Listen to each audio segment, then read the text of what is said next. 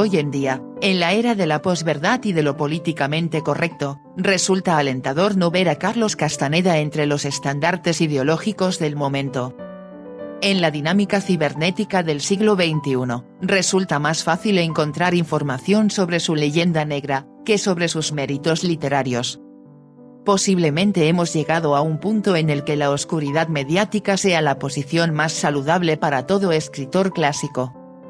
Un estatus que los aleje de los debates carentes de contenido que se conforman con apelar a las emociones, ignorando por completo el sano ejercicio de la objetividad. Pero Castaneda no siempre fue un oscuro y vilipendiado escritor. Durante la década de los 70 del siglo pasado, sus libros alcanzaron un éxito muy significativo en términos de ventas y aprobación de la crítica especializada. Sin embargo, tal como lo hiciera J.D. Salinger o Thomas Pynchon, nuestro autor evitó la fama y los reflectores, manteniendo los detalles de su vida privada en secreto. Incluso llegando al punto de evitar ser entrevistado y fotografiado por los medios de comunicación. Y es que Castaneda, al igual que Bob Dylan, inventó su propia leyenda falseando su origen. Baste mencionar que hasta el momento la fecha y lugar de su nacimiento siguen siendo motivo de debate. Por supuesto, este vacío de información acrecienta el mito, pero al mismo tiempo da paso a la especulación y toda clase de rumores. ¿Quién fue realmente Carlos Castaneda? Se sabe que era un antropólogo latinoamericano, que residía en Los Ángeles, California y que solía pasar mucho tiempo en México. Es un hecho que empezó a publicar sus libros a partir de 1968, y al menos en lo que respecta a la fecha de su fallecimiento, en el año de 1998, todos parecen estar de acuerdo. Sin embargo, hurgar en busca de más datos biográficos sirve de muy poco, pues como suele suceder, mientras más insistamos en desmantelar el mito, más información decepcionante e inexacta vamos a encontrar. En definitiva, formarse una opinión a partir de notas pseudo-periodísticas redactadas por gente que carece de conocimientos de literatura, no nos ayudará en nuestro principal propósito, que es leer. Este tipo de acercamiento no es la manera más adecuada de conocer a este escritor. Lo ideal es confrontar la obra del autor y que cada quien forme su criterio según su sensibilidad y su experiencia. ¿De qué tratan los libros de Carlos Castaneda? En las pocas entrevistas y apariciones públicas que se dice concedió en vida, Castaneda habría sostenido que sus libros narran hechos reales. Decía que sus escritos se basaban en notas de campo, que obedecían a un trabajo de investigación realizado entre 1961 y 1974, cuando elaboraba su tesis universitaria y su posgrado en antropología. La intención inicial era indagar en las costumbres de los indígenas yaquis y los resabios de la cultura tolteca, poniendo especial énfasis en los fenómenos del chamanismo y las plantas enteógenas. Para lograr su propósito dijo haber contactado a un viejo chamán mexicano, que en sus escritos se identifica como Don Juan Matus.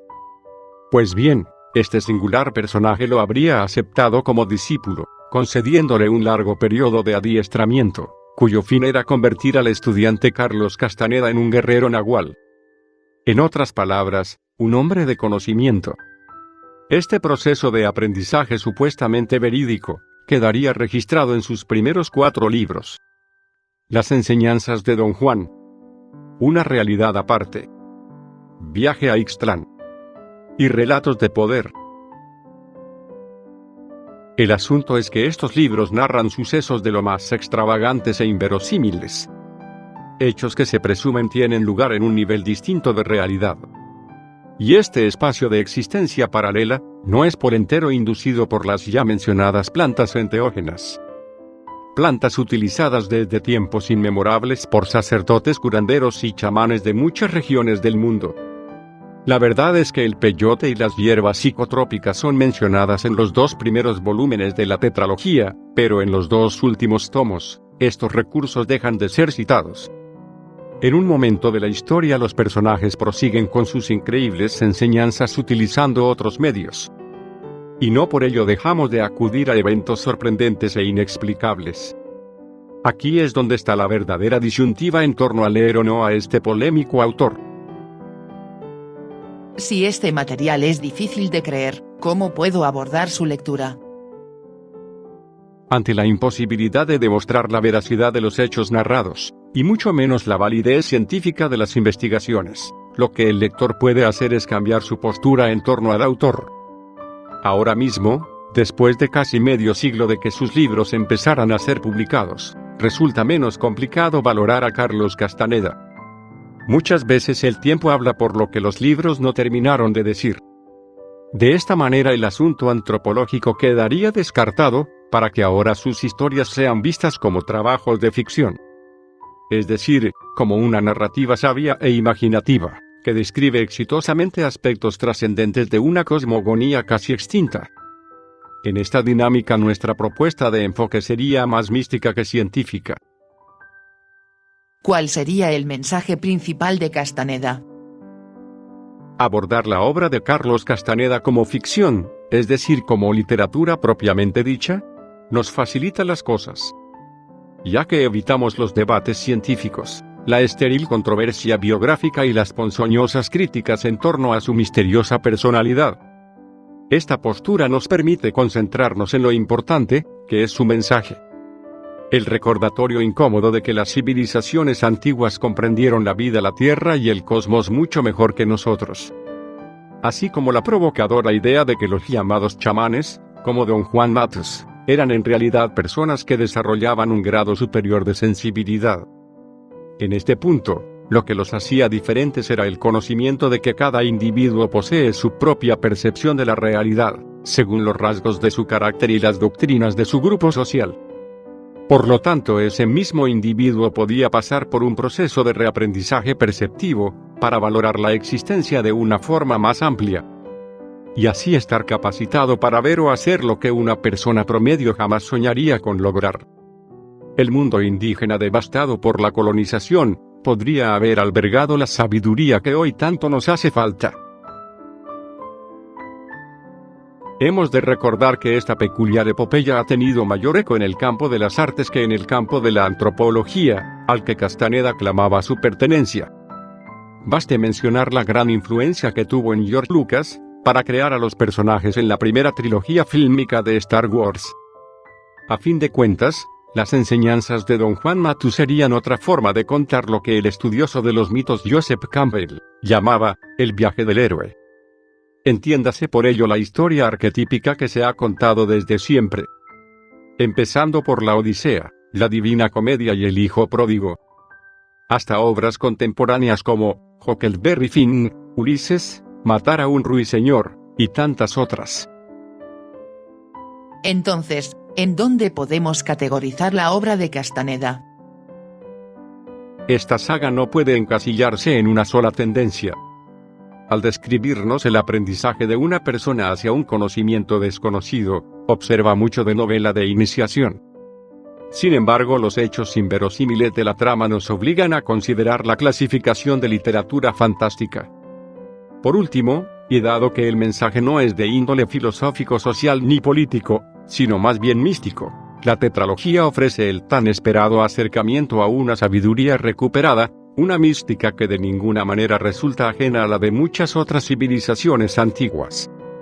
Mesoamericano contradice a Egipto, ni al Indostán, ni a las tierras altas, ni a China, ni a Sumeria. El conocimiento espiritual con todo y sus diferentes visiones, es uno solo. Un buen lector de literatura no debe interpretar los libros al pie de la letra, mucho menos en un caso tan singular como el que hoy nos ocupa. Con esta postura de considerar ficción la obra de Castaneda, sus libros recobran la congruencia que hoy se le pretende negar.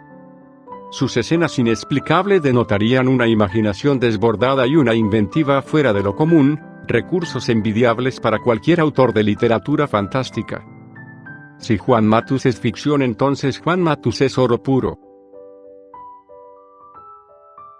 Lo importante para nuestra propuesta de lectura, es que el público sepa alejarse de las inútiles controversias de la posverdad. El lector debe ignorar las percepciones del mundo mediático, como si fuera el héroe de la saga y estuviese siendo adiestrado por un chamán. para entonces asimilar un conocimiento ancestral que permanece alojado en un espacio paralelo, un lugar en el que todo puede suceder. ¿O será que necesitamos vivir nuevamente una revolución contracultural, como la de los años 60 y 70 del siglo XX, para conceder nuevamente a Carlos Castaneda su justo valor?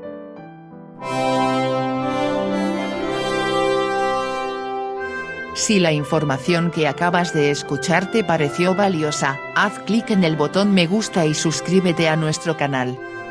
Narrativa Clásica 19 y 20 es un proyecto cultural que no recibe ningún tipo de subsidio, y que sobrevive gracias a tus donativos.